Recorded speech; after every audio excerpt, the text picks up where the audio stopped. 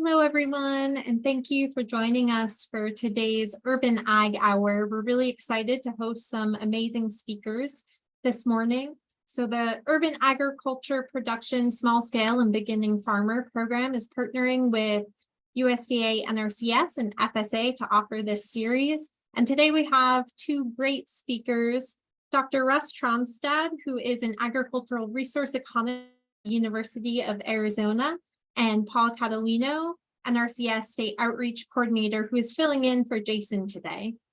Thank you all so much, and we will hear from both of these speakers, followed by an open Q&A with everyone. I'm going to pass it over to you, Russ, and let you take it away from here. Okay.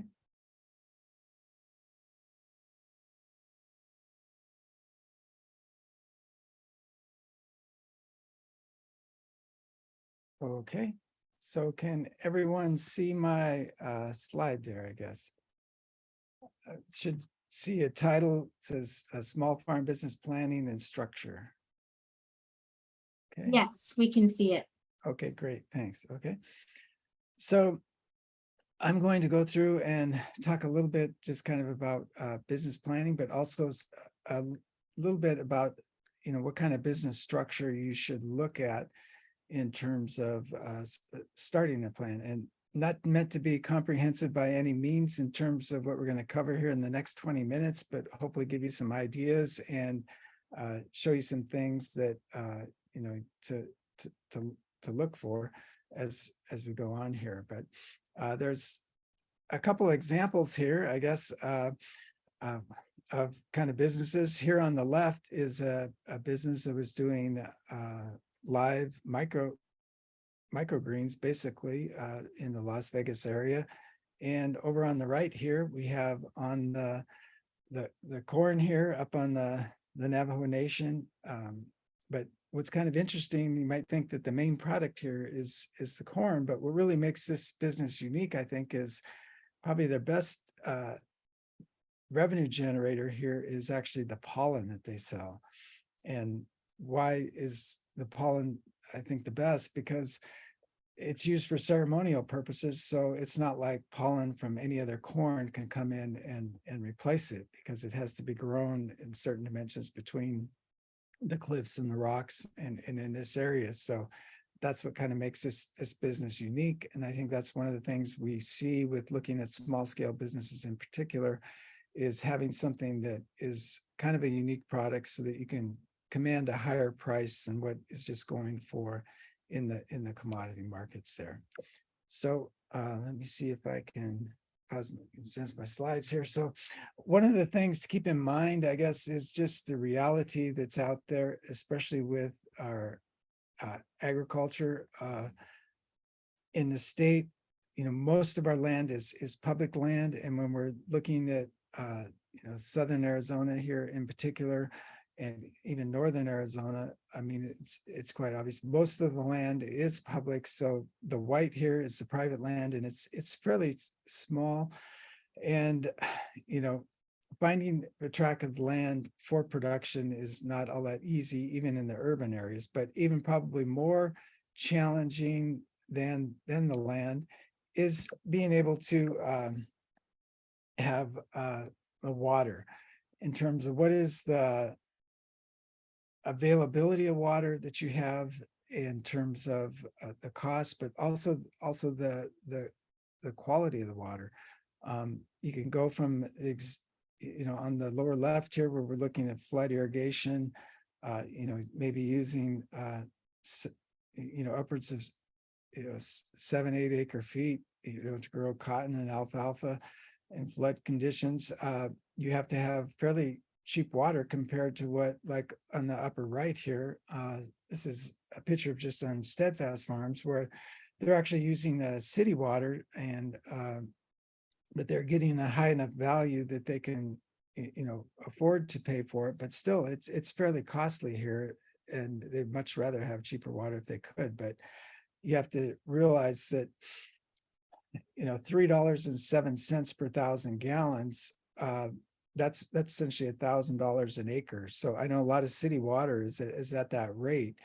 And, if you're selling fresh produce directly there and getting, multiple crops there on the same ground, and also, a high value, uh, thousands of dollars per acre, that's different than over here where you're growing commodity crops. And, most people in the state would have a heart attack if they had to pay, $1,000 an acre foot that are growing cotton and alfalfa. So, keep in mind the cost, but also the quantity and the quality. I know there's several wells have been drilled in the state where they don't have even enough water quality there to where they can irrigate for vegetables in particular. So here's a list of 4 key questions I think everyone needs to consider just in terms of basics here on your business plan. Just kind of goes to the who, what, how, and where. So first you need to think of, what is your desire in terms of the need that your product or service is going to provide. That kind of relates to the vision and mission, but I think in agriculture, especially small scale, you have to think about most people that are doing this because they really like to be doing it. And they're not necessarily doing it for the big payout, getting, the the stock options or whatever there might be with on the money side. So it's a lot of work, you see, and yeah, it's, can be very rewarding as well for people, but you have to really have a passion for what you're doing there. The other thing is think about what are your target customers? Why will they purchase from you? I just showed you that photo there that was that Las Vegas herbs. He was targeting live herbs for the people like in the Strip in the Las Vegas area there. I mean, why they would purchase from him is he was providing live herbs as opposed to cut herbs that would be coming in from, like, say, California. So also think about, how are you going to market there? Also, how are you going to reach your potential customers in terms of your plan? I mean, hopefully you've kind of established a market or know your customers before you even get started into growing your business. And I guess that's one of the reasons why most people like to start at farmers markets, because it gives you a good firsthand information back from customers directly as to what they like or don't really like about maybe the products that you have there. And I think one of the things that people that have grown from their business have learned that's the farmers market is a place where you can actually really learn your markets there. It's kind of interesting too, if you think of like Grimway Farms in California, the carrots there. I mean, they do Grimway and Bolthouse in that same area in the southern San Joaquin Valley there. They probably supply 85% of the carrots, for the US. Grimway Farms actually started out as selling at farmers markets in San Diego in the 60s. And, they'll even testify that the value that the farmers market had for them there.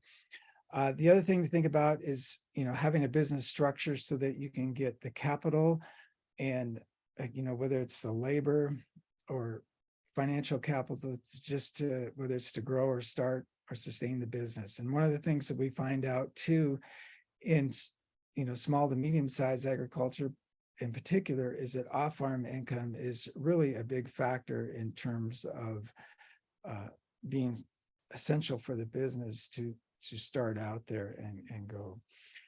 I just bring this picture in here. This is a picture here of Our Neighbor's Farm and Pantry in the Safford area.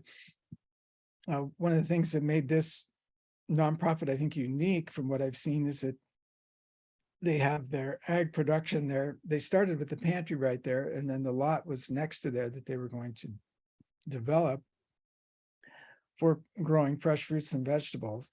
And so they kind of had a ready market there in terms of for the pantry there that was right next door to supply fresh fruits and vegetables there. And then on the other side as well of the fence over there, they had the school. So they provided, a lot of educational opportunities there with the farm that they have there at Our Neighbor's Farm and Pantry. But one of the challenges that they had, also why they use this example, is they drilled a well there but it was too salty to use, so they're actually hooked up to the city water, and they were able to work out a deal with the city anyway, so that they could get a little bit more economical water costs. But still, it just shows how that even though they had the water there, they didn't have the quality that they could do. Just throw this slide in here. One of my colleagues used to always show this slide, and he's retired now, but we often have ideas, and I think it's a great idea, but you always have to think about what somebody else might do in terms of the competition. If it's something that you can do, maybe they can do it as well. So like say just out of the blue, a variety of blueberries happened to where it could grow well in kind of the soils that we have with high pH. Well, somebody else could probably come in and do the same, but you have to think about the competition always out there. And also, when you think about, I know controlled environment is something that is often used to give a little edge, especially on getting out early in the season and whatnot. This is an example, though, I think, of controlled environment that is used on a larger scale. This happens to be in the Chino Valley area, but what they basically do is use this frost cloth, not just for frost protection, but also for wind protection. So when the plants are just getting started out of the ground there, the wind doesn't blow them. And also even for pest protection. You can imagine everything from birds to insect pressure there. So, I think when we think of like trying to be maybe kind of the having a more year-round supply in particular, this kind of a controlled environment is something that needs to be considered, I think, especially on the higher elevation areas there. So I put this here, a slide in as an example here of kind of like a business plan, just to outline. This is available on agplan.umn.edu. They have an online site there where you can go in and put together your different business plan. And I'll show some more slides on this. But what I think is good about it is it gives you a template here to kind of follow in terms of the different things that you could be looking for on your business plan. Everything first, talking about what it is that you're looking for in terms of kind of the vision, mission, overall thing, all the way down to looking at, what are the risk management issues you need to consider in terms of the different risk, from production to marketing to human risk. I mean, finding labor is tending to be one of the bigger risks that a lot of operations face now, in terms of if they can't do it, they can't find somebody else to be able to get in there. Going through the finances, having that cash flow and whatnot, and then also going all the way through to having a contingency plan in terms of, well, what happens if for continuing the business on, or if it has to close down. Those are all things to think about in terms of putting together for the structure of your business. So this is the main slide I'm going to just focus on, just to cover kind of an overview here of what kind of business structure you should consider. When we think of sole proprietorship, we think of one person, but joint tenancy with rights of survivorship can also be sole proprietorships.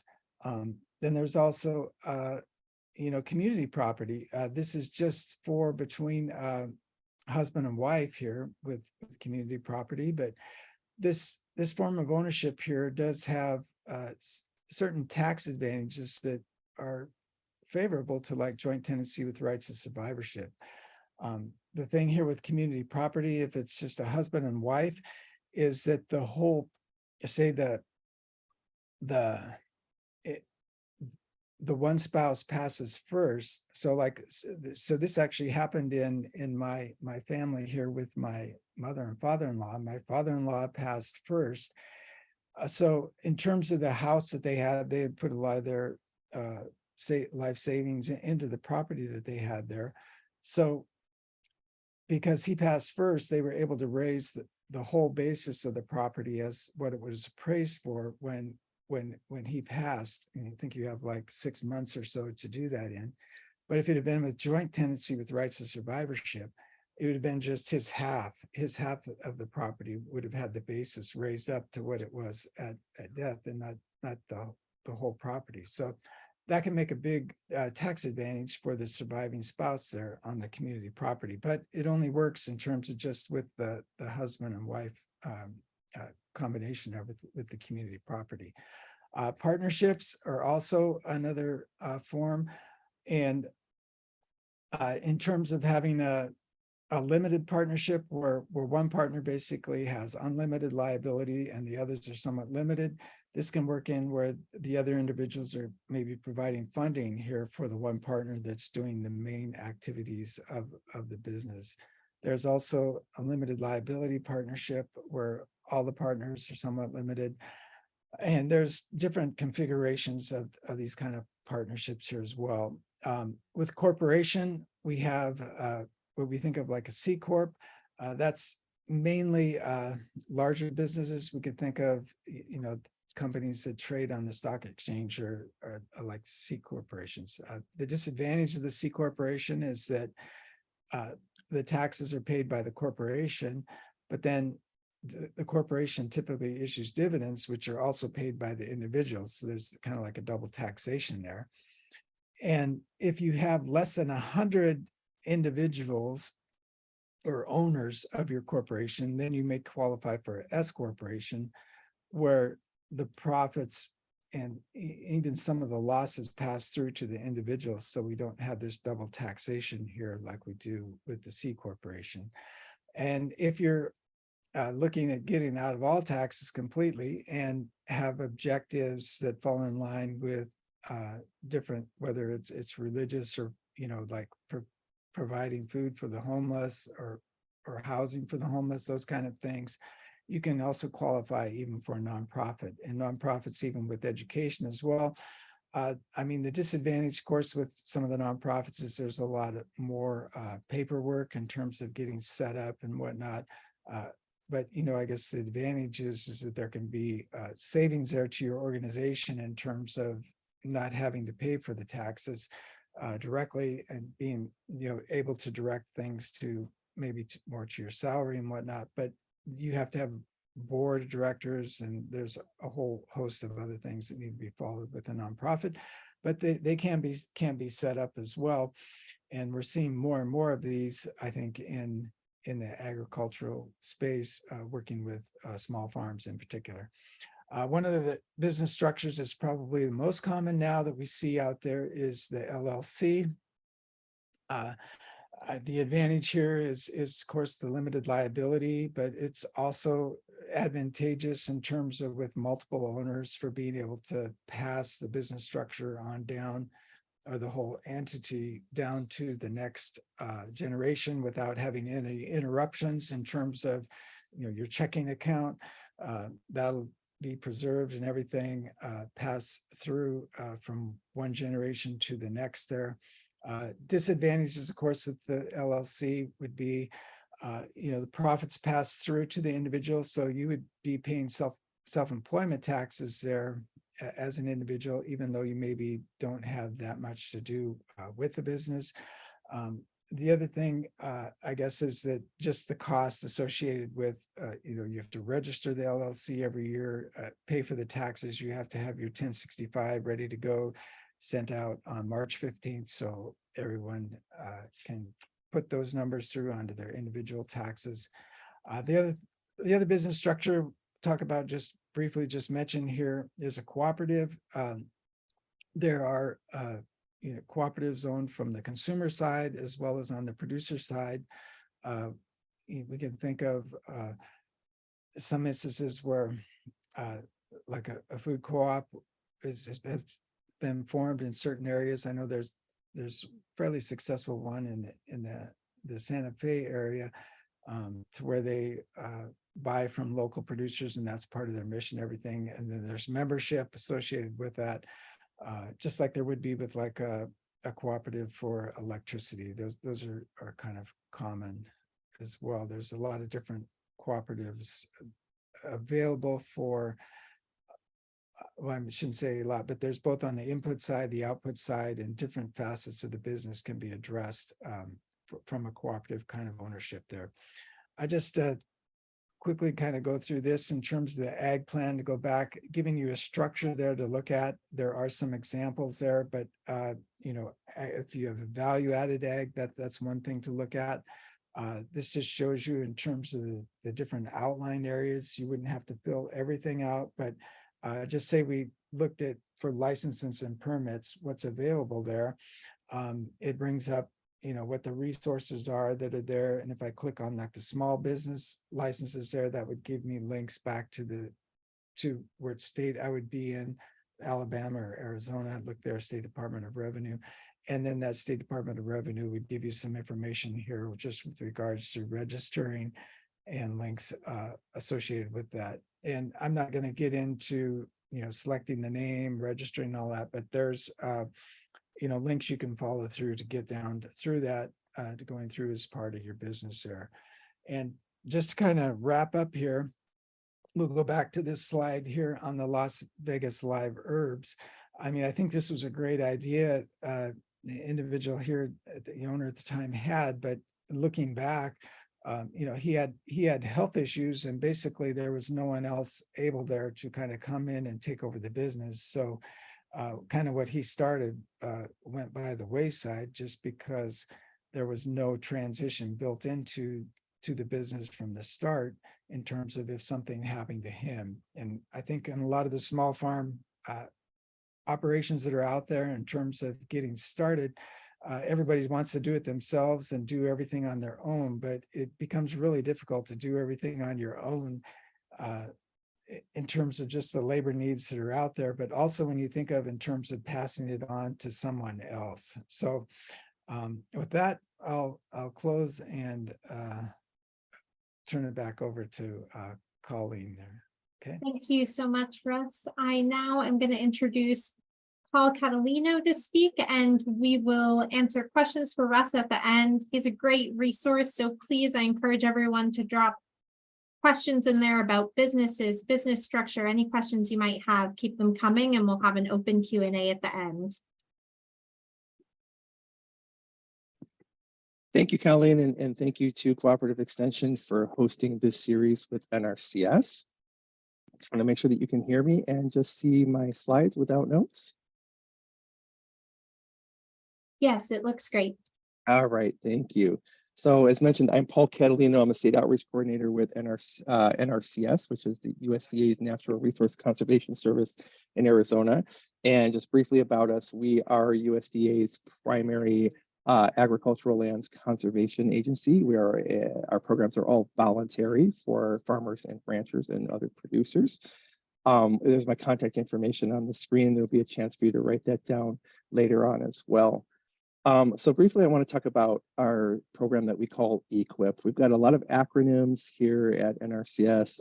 This is no exception. The Environmental Quality Incentives Program, that's a voluntary conservation program that is specifically designed to help farmers, ranchers, and forest landowners integrate conservation under their working lands. And we have a variety of technical and financial assistance opportunities available that will help you integrate conservation while at the same time improving your operations and improving the financial aspect of your operations as well. This EQIP is one of our most popular conservation programs at Arizona. And just briefly on how it works, EQIP again provides that technical and financial assistance by addressing natural resource concerns, and by addressing those concerns, delivering environmental benefits. Things such as improved water and air quality, increasing the soil health in your operations, adding wildlife and pollinator habitat to your farms, and helping protect your operations against droughts and increased weather volatility that we're seeing with climate change. I want to give you a very high cut 30,000 feet level of the EQIP program so that I have enough time today to get into the end of my presentation, where we're going to discuss some myths about EQIP, and I want to dispel some misinformation that's out there on the internet. So the EQIP process, step one is for you to visit an NRCS field office. This is free, of course. We'll help you develop a free conservation plan that meets your operational goals and your vision for your farm. This plan will be your roadmap for selecting conservation practices for your land. We have about 200 unique conservation practices that are designed for working farms and ranches and forest land. Of course, that assistance is provided for free if you decide that you want to apply for financial support implementing those conservation practices. Then the NRCS office can help you submit an application for that financial assistance process. I'll talk just briefly about some of the conservation practices that are available. Again, I mentioned that this program is specifically designed for farmers and ranchers, and that it is designed for all farmers and ranchers, so whether it's a larger operation or a small operation, a backyard operation, an urban operation. Today, I've highlighted some of the most common practices we see in Arizona in smaller and urban farm scenarios, so we can assist with both the technical and financial side of implementing high tunnels and low tunnels. If you'd like to improve your irrigation system, so much here in Arizona is dependent upon irrigation, right? So if you want to improve and add in drip irrigation or a sprinkler system, we can help with that. If you'd like to mulch, to add organic matter and improve the available water capacity of your soil, we can assist with that. Cover crops, again, I mentioned pollinator and wildlife habitat. We also have composting practices to improve soil health. I'm going to briefly go over the process. I mentioned step one and step two. Step one being visiting the local NRCS offices to work out that conservation plan. Step two, applying for financial assistance. And then the third step would be the eligibility process. And really, all three of these are interchangeable. They can happen at any time in any order. But in order for you to move on to steps 4 and 5, where your application is considered for financial assistance, and if selected, you receive payment, all three of those have to be complete before that moves on. Now, I know that we had the Farm Service Agency out here previously to discuss the eligibility process for NRCS programs, because most of the eligibility is going to occur over there at Farm Service Agency. They're the entry point for our programs. So in step 3, you'll submit your application on step 2, and then in step 3, the Farm Service Agency will conduct an eligibility determination. And some of what you can expect over there is going to be establishing your farm and track number. You'll need to establish what they call a business partner record. That business partner record at the most basic level, it's how you get into the NRCS system. You submit the form to the Farm Service Agency, and that transfers all your information into our computer system. It's not an exceedingly difficult process, but it does take time because there's a few pieces of paperwork that have to be done, of course. In Farm Service Agency will also do identity verification through the IRS. And they will complete that eligibility determination and transfer it to the NRCS system. So then in step 4, we can take your application and we'll go through what's called a ranking process. And we'll evaluate your application for its conservation impact, as well as how well it implements other state and national NRCS priorities, conservation priorities. And then in step 5, if you're selected for funding, you'll sign a contract with NRCS. You'll implement those conservation practices on your land. We'll send an expert out to make sure that it meets our technical standards and specifications. And then you'll receive payments, cost share payments, to help defray the cost of implementing that conservation. First, I want to talk briefly about eligibility. I mentioned that the program is specifically designed for farmers and ranchers, and that is a very broad and very diverse definition. You can see that we include conventional farming, organic farming, forestry and wildlife, urban farms, small and backyard farms, even subsistence farming is allowed. You don't have to be engaging in sales of your agricultural production in order to qualify as a farmer and take advantage of this program. But again, those eligibility determinations are primarily done over at Farm Service Agency, so make sure you connect with the local USDA Service Center to start that process. I briefly want to talk about the USDA definition of historically underserved producers. So the Farm Bill drives and authorizes NRCS programs for farmers and ranchers. And the 2018 Farm Bill includes provisions that address unique circumstances and concerns of what USDA calls historically underserved producers, which are beginning farmers, limited resource farmers and ranchers, and veteran farmers and ranchers, along with socially disadvantaged farmers and ranchers, which may include racial or racial or ethnic categories of folks that have been subjected to discrimination in accessing federal programs, or may have been simply underserved by USDA programs in the past.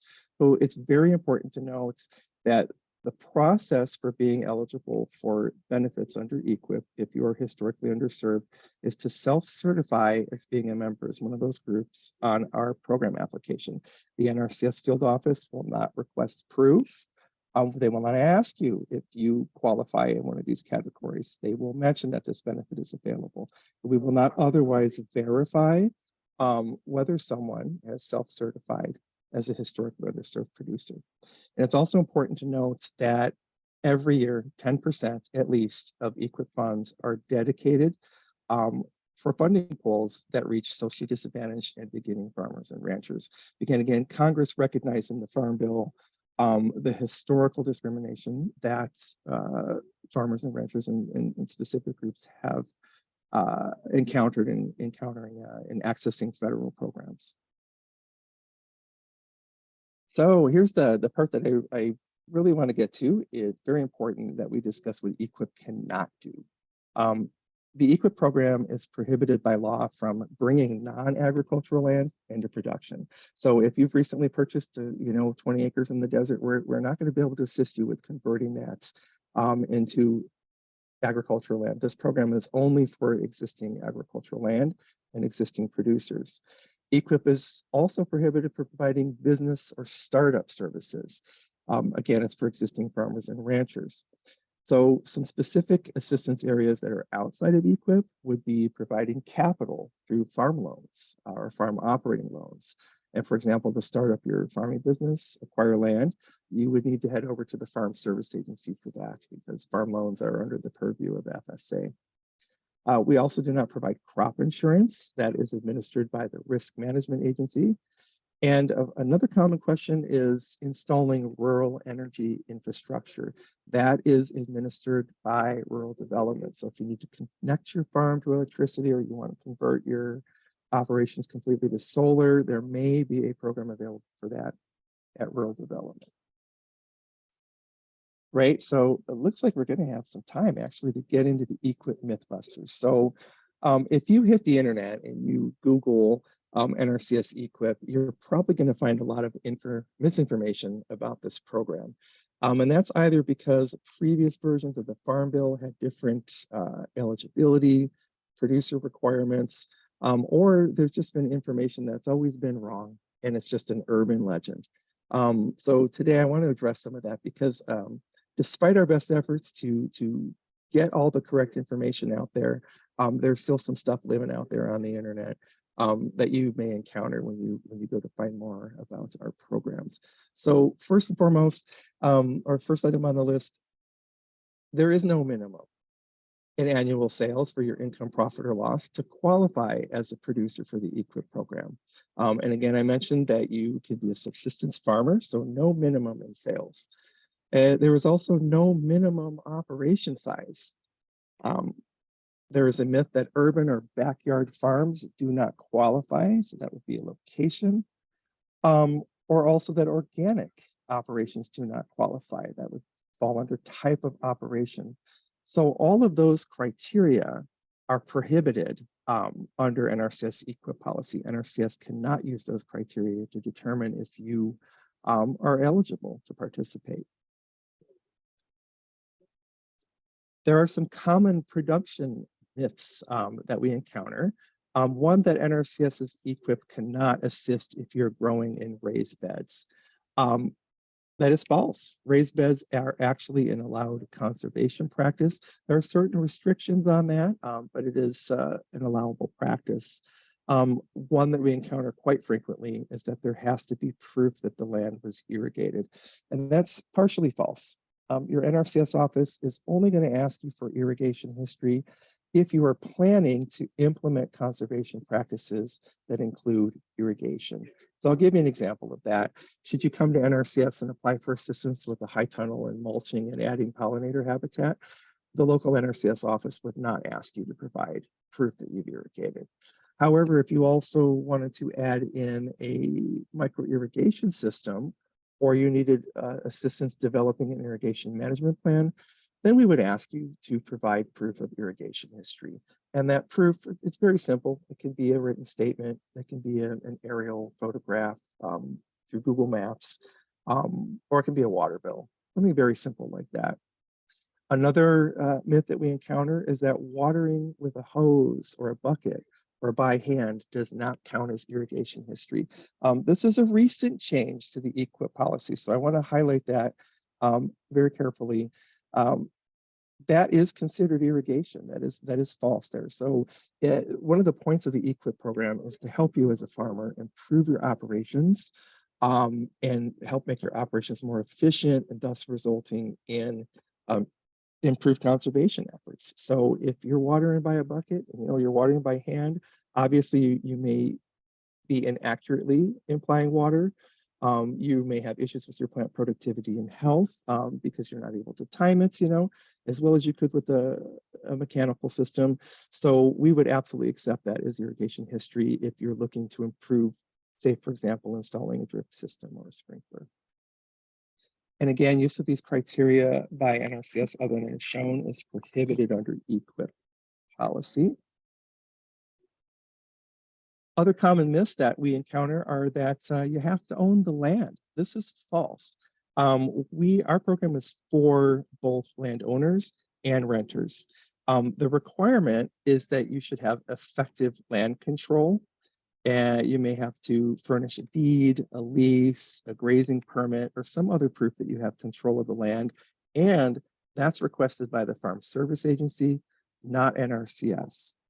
The only thing that we may request on the NRCS side of things, if you are renting the land, we have a form where we call landowner concurrence form, where we simply request that your landowner gets permission for you to install those practices on your land. That permission slip does not assign any responsibility for your EQIP application or your EQIP contract to that landowner. They just need to know that the process is occurring and give their permission.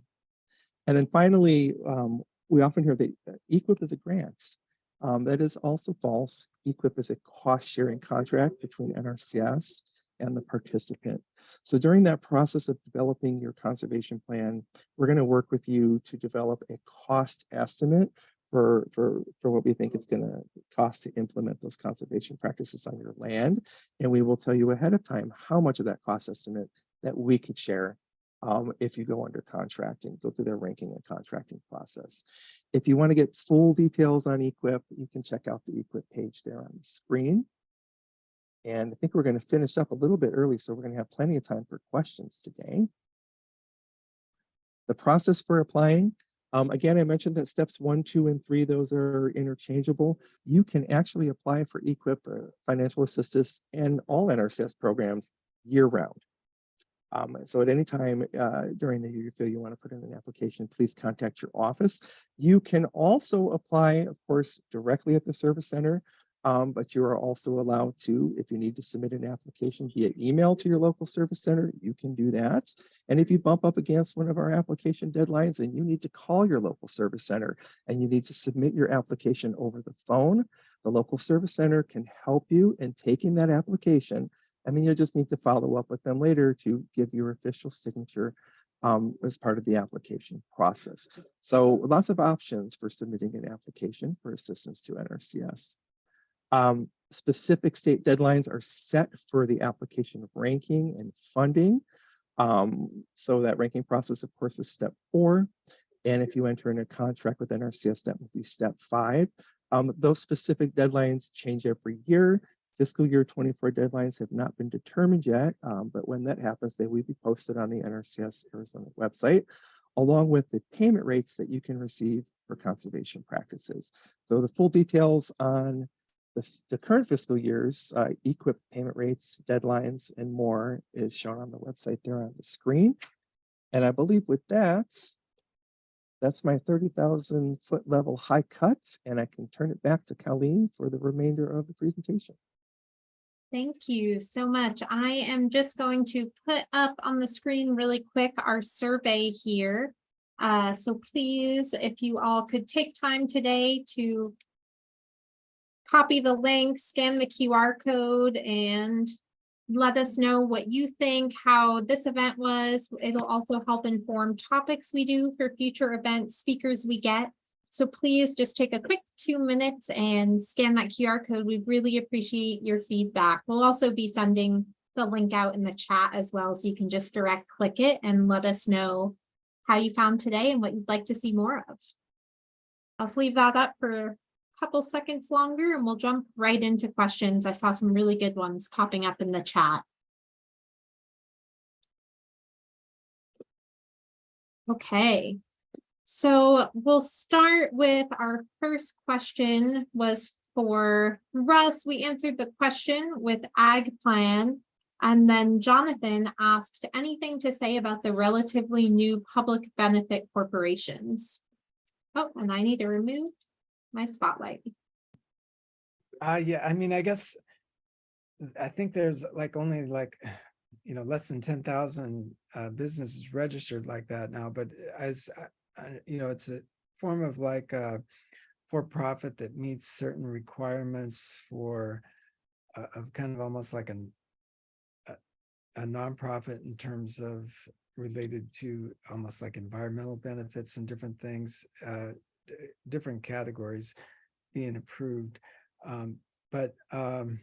Yeah, I mean, I guess I don't have a whole lot to say there. Just that I just didn't want to take the time to try to get into that. But it's definitely something to be aware of, I guess, and to look into. But I think a lot of people are just waiting to see how it works out for other people, early adopters, before they would maybe try to go that route. As with any structure, I mean, there's disadvantages and advantages, and yeah, I think some of the disadvantages could be just related to keeping up with everything that's being watched over you and whatnot. So yeah. Thank you. And then we have our next question for Paul. Does the EQIP program ask for financial information to qualify an entity as low income? Okay, so that in USDA language, that is called a limited resource farmer or rancher, and that falls under historically underserved. So there is a tool on farmers.gov that you can access to make a self-determination on your income information. So whether you qualify as a limited resource farmer or rancher, and then you would self-certify on the application. We will not be asking specifically at NRCS for income documents. As part of the FSA eligibility determination, they will ask for financial record information because there is a requirement for the EQIP program called adjusted gross income. And that is an income cap. So we don't have a minimum income or a minimum amount of sales required, but there is an income maximum, and they look at a 3-year rolling period, and the maximum allowable income is $900,000. Thank you. I have another question for you. What is the highest and lowest amount to apply for EQIP? To apply for EQIP, but there is it depends on the version of the farm bill that we're operating under. So under the current farm bill, I believe there's a contract lifetime maximum, and I believe that's $250,000, but there's no minimum amount to apply. So you got to make sure, of course, that the benefit that's being provided to you is worth what you're looking for. So if you're looking for a hoop house or a singular item that you want to apply, of course you can do that. But of course, when you get to the ranking process, the applications that have the most environmental benefit will rank the most competitively in the process. Thank you. I actually have another question related to the ranking process.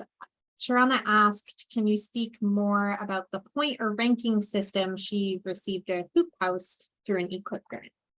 Sure, and I'm really glad, Sharana, that you brought in that question, because I know you wanted to have a couple of moments if we were able to invite you, and I'd like to invite you to speak about your own experience with NRCS as an EQIP recipient. But while I answer that question, I can tell you that the ranking process and the ranking questions, they will vary by states. There are national priorities and national ranking questions that go into play.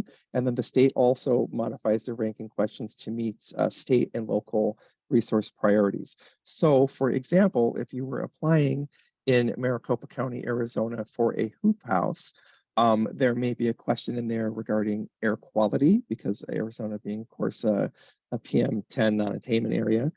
There may be a ranking poll related to whether you have self-certified as a HU, a historically underserved participant. So the ranking process takes into account a number of factors, including the resource concerns addressed, the number of resource concerns addressed, the type of practices that are applied to mitigate those resource concerns, and then other state and local priorities like I've mentioned, like air quality, historically underserved status, whether you're a beginning farmer, those kinds of things all play into that process. And Sharana, I know that you went through the EQIP process in another state, so that specific ranking questions would differ for that state. But Arizona is required to publish and does publish on the NRCS Arizona website the ranking questions for that current fiscal year. So you can go to our site and see exactly what you're going to be asked and what the geospatial aspects of that are. And Paul, Annie asked if you only compete with your category or type of farm. What does that look like? And so we don't categorize by farm size, if that's what you're asking, or by production type. Whether you're doing ranching or specialty crops, or it's not specifically. What we have is that we have a statewide EQIP pool where all applications are eligible to apply. It's called a funding pool. So we have the general statewide pool, and then we may also have smaller pools. They may be geospatially limited, or they, for example, I mentioned that we put aside 10% of the funds for socially disadvantaged farmers and beginning farmers. So there are those smaller pools which have specific criteria on them for producers to apply. And those pools, because they have those additional specifications on them, may be more or less competitive than the statewide pool.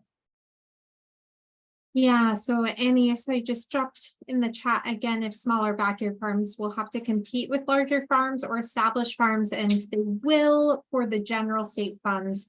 But if you qualify for those smaller pools Paul talked about, then it will be a smaller pool of applicants.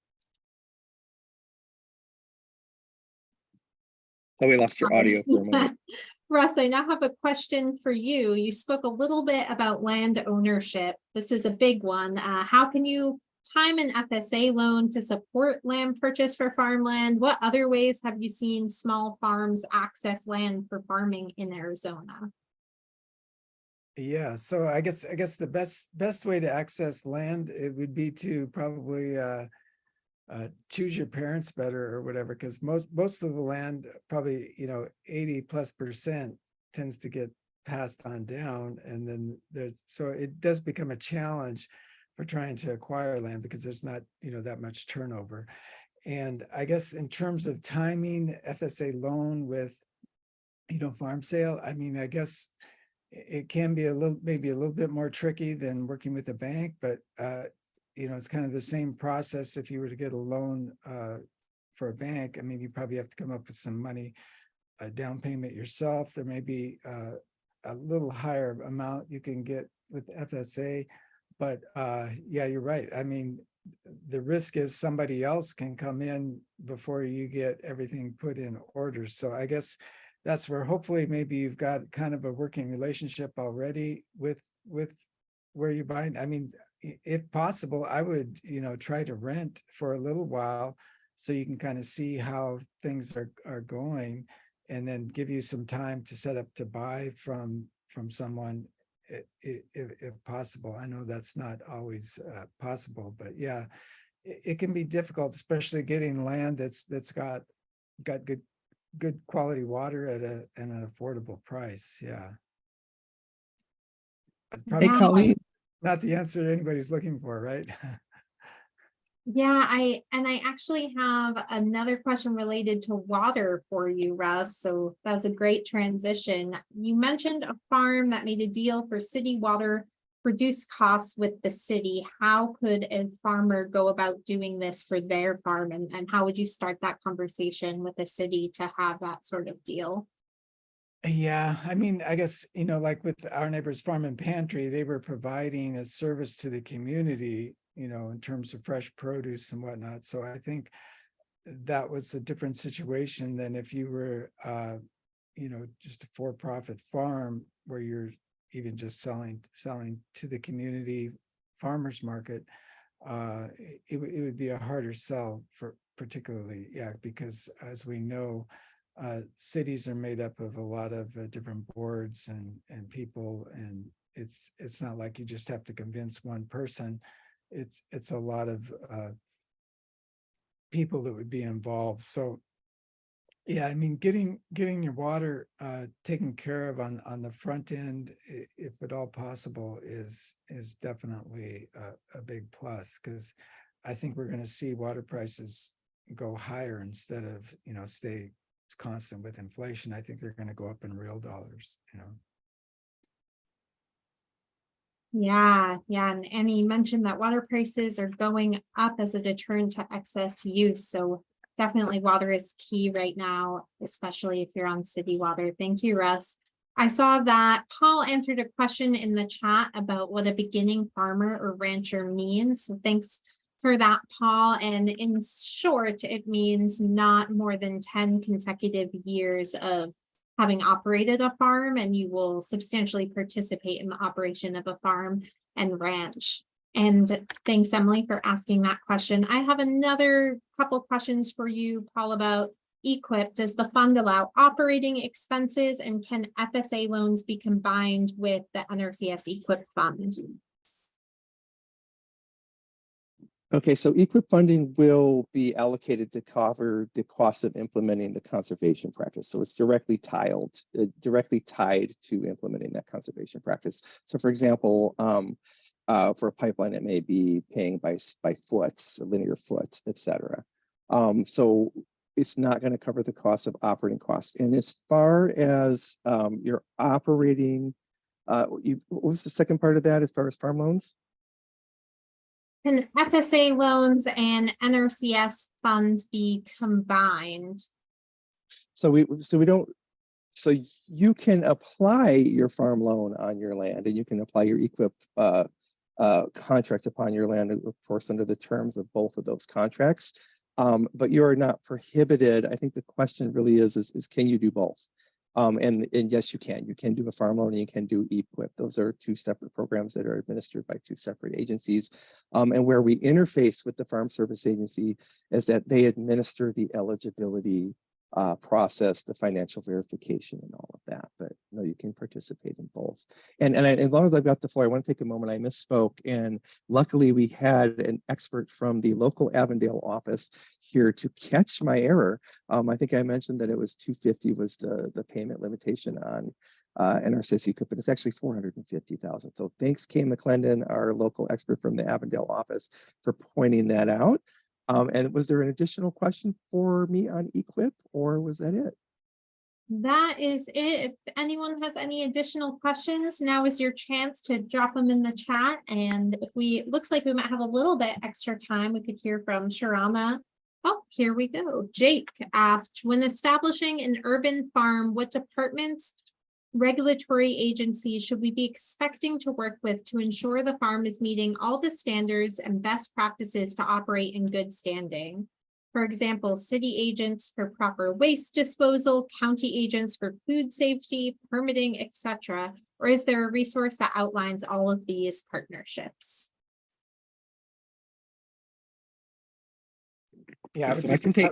Go ahead, Russ. I would just say when you're putting a farm inside the city limits, yeah, it is much more challenging than just being inside the county limits in particular, because everything from zoning rules to, I mean, things that you might want to do that you'd think would be,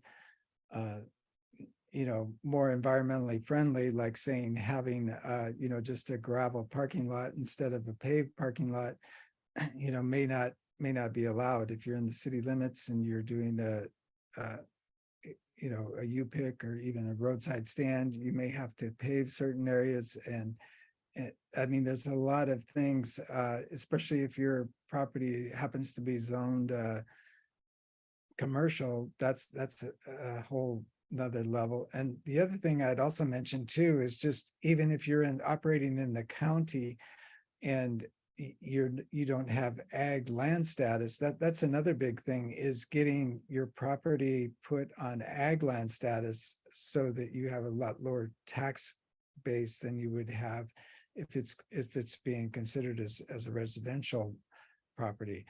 That can be a whole process of hoops to go through as well, in terms of showing that you can actually generate enough income to make it sustainable and be on the ag side. Most of the ag land of your property that can be brought into ag land can be brought in if you already have an existing base that, and then attach that to that.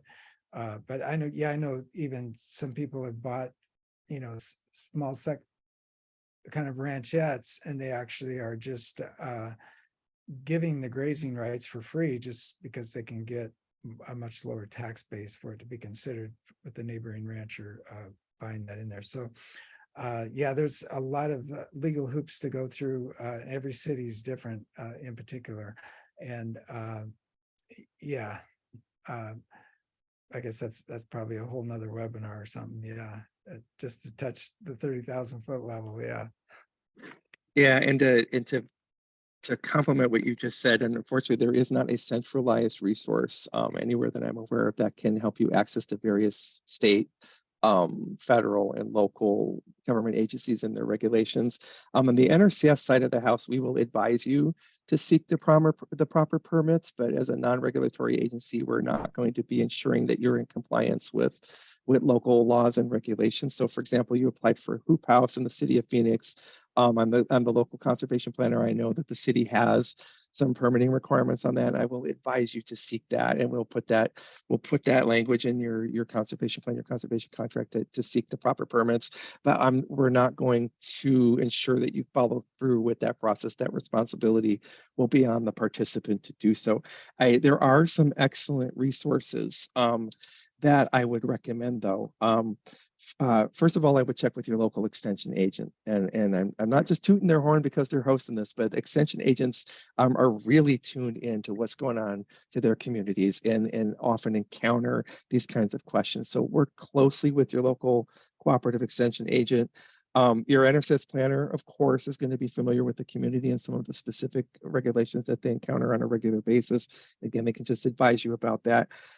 Absolutely check with your local governments, because again, various cities, the multiple cities that make up the Phoenix metropolitan area, each one of them has a different law about high tunnels, and about whether you can have rooster in your flock. And then you also have those county islands, which are these very small areas that are exempt from those regulations.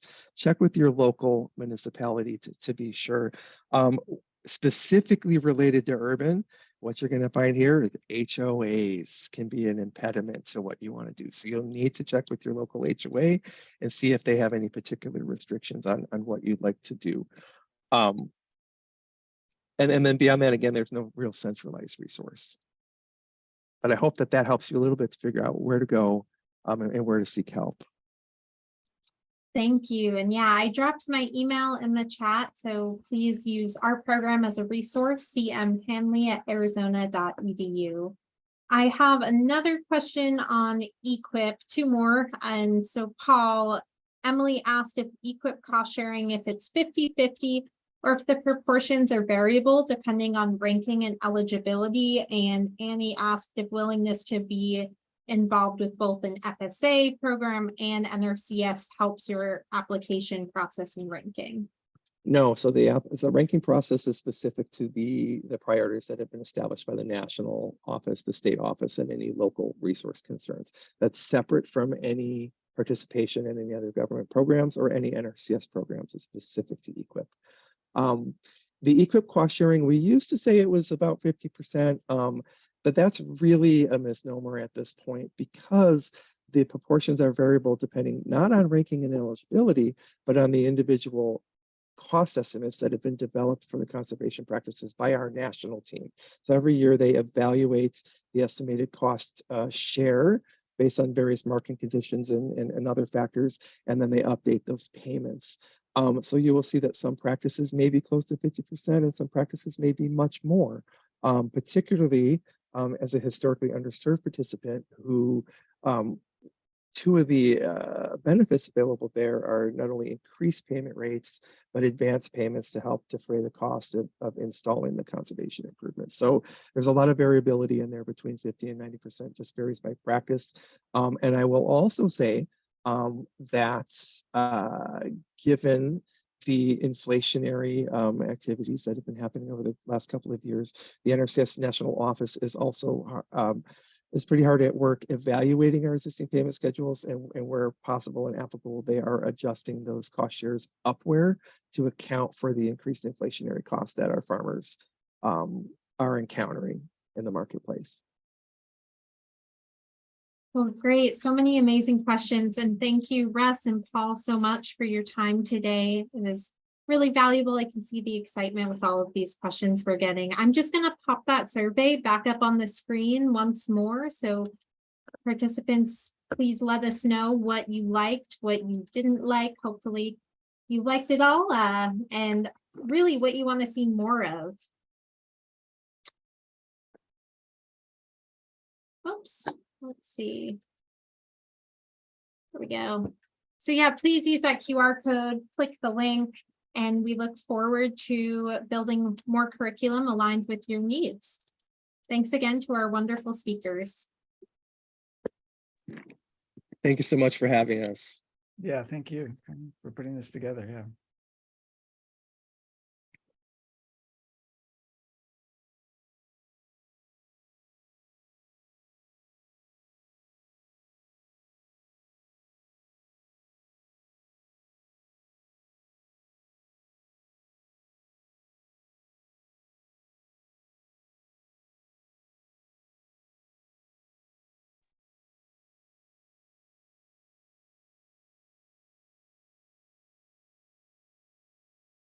All right. Well, Sharana, we'll have to have you be featured at another event. Questions were running. Girl, I wasn't mad about that. I didn't care to speak, but if you needed me, I would have been here for you, honey. Great. Well, I'm going to close this meeting down. I just like to give folks time to scan the QR code and get our feedback in and do some evaluation. But thanks again, Russ, for making the time during your training down there. We have Trixie, our farm manager here, is with you. So have a great rest of your week, everyone. You too. Thank you all. So we can sign off now? Okay, thanks. Yeah. Okay. Thank you, Russ. Yeah, thanks. Thanks.